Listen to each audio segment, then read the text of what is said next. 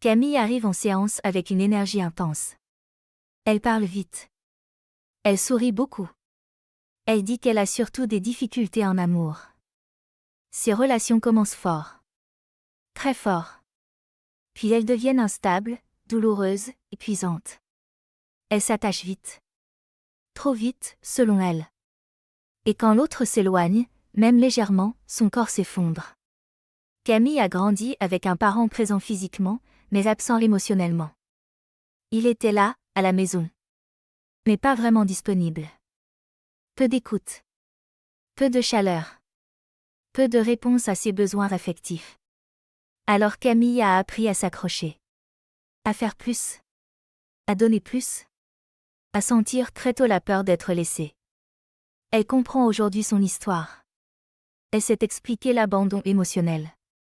Elle a lu, réfléchi, analysé. Mais dès qu'une relation vacille, son corps réagit avant elle. Son cœur qui s'emballe. Son ventre se noue.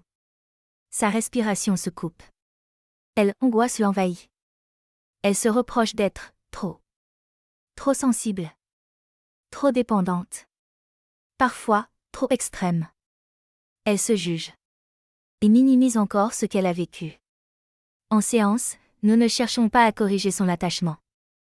Nous écoutons ce que son corps n'a jamais pu déposer. Camille réalise qu'elle vit en permanence dans une forme d'alerte intérieure.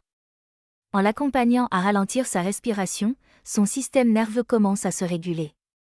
À travers des pratiques de présence au corps, elle expérimente ce que cela fait de ne pas être abandonnée dans l'instant.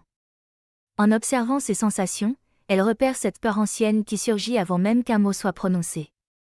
Des mouvements doux et spontanés lui permettent de relâcher l'urgence inscrite dans son corps. Un travail sur la stabilité et la sécurité relationnelle lui offre une nouvelle expérience. Elle comprend qu'elle peut rester, sans se perdre.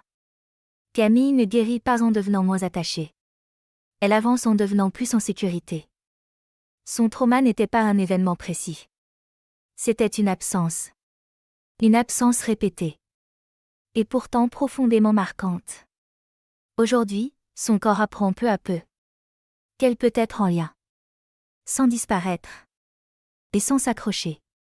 Si l'histoire de Camille fait écho en toi, si tu reconnais cette peur du vide ou cette angoisse relationnelle, je t'invite à écouter ce que ton corps essaie de te dire, si tu en ressens l'élan, à prendre rendez-vous avec moi pour t'offrir un espace où la sécurité peut enfin s'installer.